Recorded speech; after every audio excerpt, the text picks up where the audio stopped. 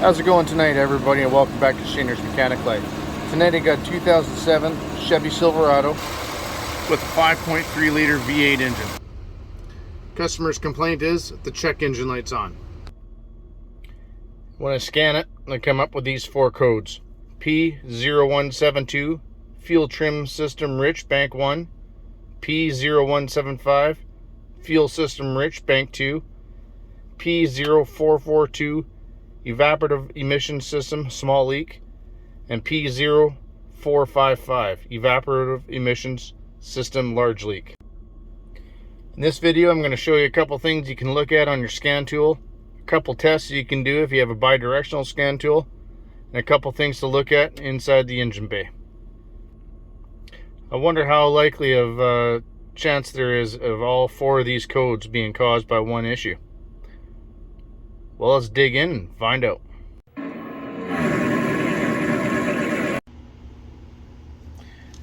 Now these codes, the tips I'm showing you and the things I'm doing in this video, they're not just specific to a 2007 Chevy Silverado. These codes are very common on many makes, many models, and even the parts that we're testing exist on pretty much every vehicle out there. So the data might be a little bit different, but in general everything's pretty much the same, so you can apply it to many different vehicles. So if you back out of the codes,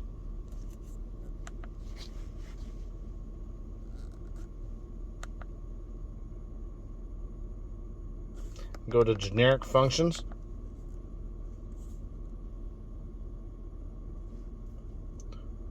go to freeze frame.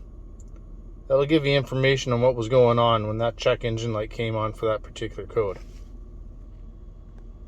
So as you can see, we got the P0175. Now if you scroll down, you want to look at your fuel trims.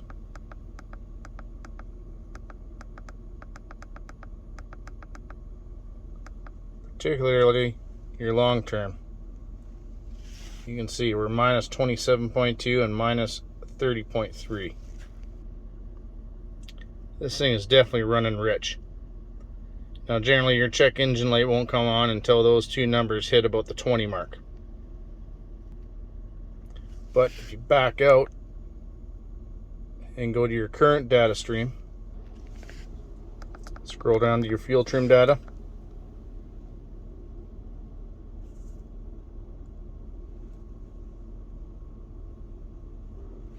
you can see our long-term trim is minus 7 and minus 9, which is well within spec. So currently we don't have a problem. So what I'm wondering is, did something happen to cause those to go that rich? Now you start thinking of what those two systems have in common.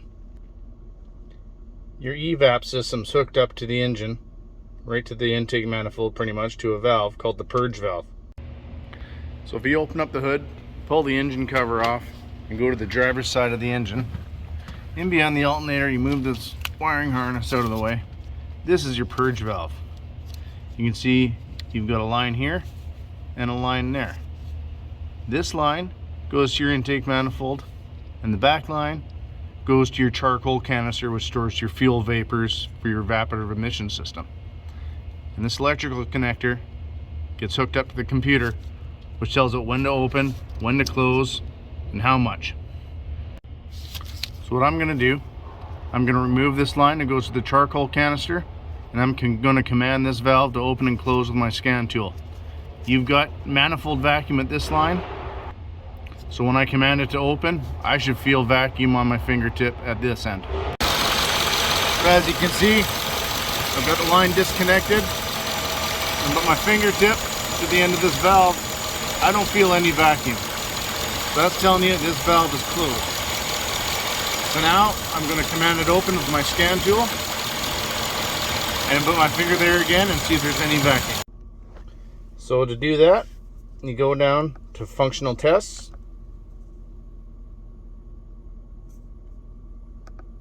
go down to output controls,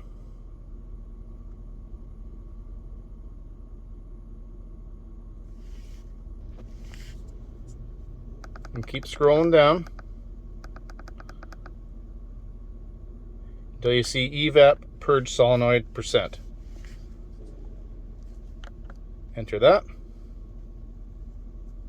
Enter. So as you can see, the Evap purge percentage is at 0. So I'm going to command it to 100 just by pressing the plus button.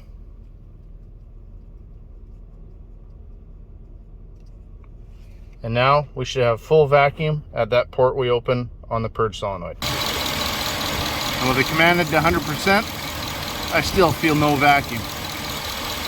But that doesn't definitively say that this solenoid's bad. We still need to test the electrical end of it. And I'll show you how to do that. So a quick way of checking that is you get a set of these. They're called noid lights. This set is made by Performance Tech, part number W089500. I'll leave a link to these in the description of the video if you're interested. What they are, it's basically a set of lights for plugging into fuel injectors. So to hook that up, it's actually quite easy. You just disconnect your electrical connector from the purge valve. You can see there's 2 terminals. Take whatever light that fits and plug it into the connector. Just like so.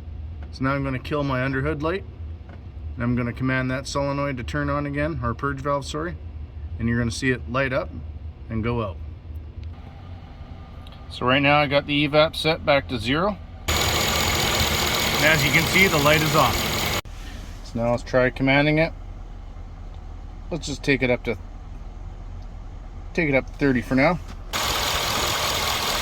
You see the lights flashing? Now let's take it right up to 100. So now it's commanded fully open. Now it's even brighter. So that tells us our electrical connections and wiring and everything to and from the computer are good, and that our problem is our purge solenoid. Now you may be thinking to yourself, if that valve's stuck closed, why would it cause it to run rich? What I'm thinking is this is an intermittent problem. It could easily be stuck closed now, but when this event happened, it could have very well been stuck open. And if you look in the freeze frame data, you can see commanded evaporative purge. So the computer is telling this valve to open to 16.5%. And if it's stuck to that point, or was stuck at that point, you're going to be sucking raw vapors into that intake manifold and cause that engine to run real rich. So what I'm going to do, I'm going to order up a new purge solenoid, install that, clear the codes, take it for a long test drive, make sure all our readiness monitors are completed, and we're going to rescan it, look at our data stream, and see where we're at. So our new purge valve's in, and I've taken it for a good long test drive, and our fuel trims at a far more respectable level. If you have a bidirectional scan tool, you can actually force the evap system to run a test instead of waiting for the computer to do it itself. To do that, you go into the system, you go to engine, scroll down to functional tests, and you want evap service bay test. Now to run this test, you got to meet certain conditions. Make sure all your accessories are off, set the parking brake, and the fuel level's got to be between 15% and 85%. So we're going to select that. Turn ignition off. Wait 10 seconds. Turn ignition on. Continue. Now transmission must be in park or neutral. Apply park and brake, start engine, raise RPM between 1800 and 2200 for the duration of the test.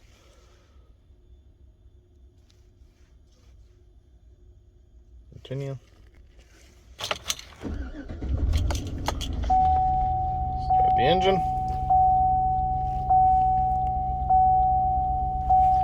And just watch the odometer, or tachometer, sorry, and raise your RPM. And hold it there and just follow the instructions on the scan tool. Just a little tip here, make sure your air conditioning's off. It's a lot easier to hold the RPM steady with the compressor not kicking on and off. Okay, we're about 8 minutes in. Engine run test complete with no failures. Now they want you to take it for a test drive until mileage and runtime both reach 0. If you scroll down, you can see engine runtime and distance. So grab a cup of coffee, go for a cruise. Okay, we got engine runtime and distance met. Now you shut the engine off, and then it does the engine off portion of the evap test. Now you just watch your evap test state. It says engine off, evap test active. And wait to see if it says pass or fail. Now doing this test is time consuming. At least you know if you come back with a clear pass that the customer's not going to come back in a couple days with the same issue. So our engine off evap test is complete. Now you scroll down to see the results. And our engine off test result is test complete, passed. So now I usually back all the way out, do one more scan for codes, then we can give this back to the customer. So we'll scan the engine for codes.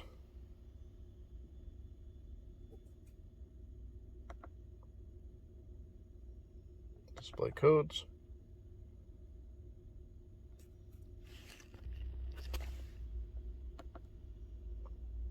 We got no codes present. Well, we got all 4 of those codes fixed. We can give this back to the customer knowing it's not going to come back. So like I said at the beginning of the video, I wonder if all these codes could be caused by one part.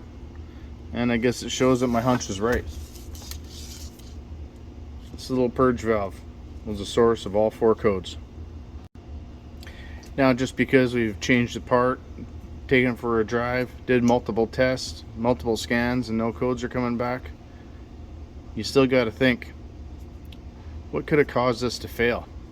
One thing I've seen with these purge valves is this terminal is hooked up to your charcoal canister, which basically soaks up the fuel vapors, and under certain conditions it'll get sent back through the engine to get burnt.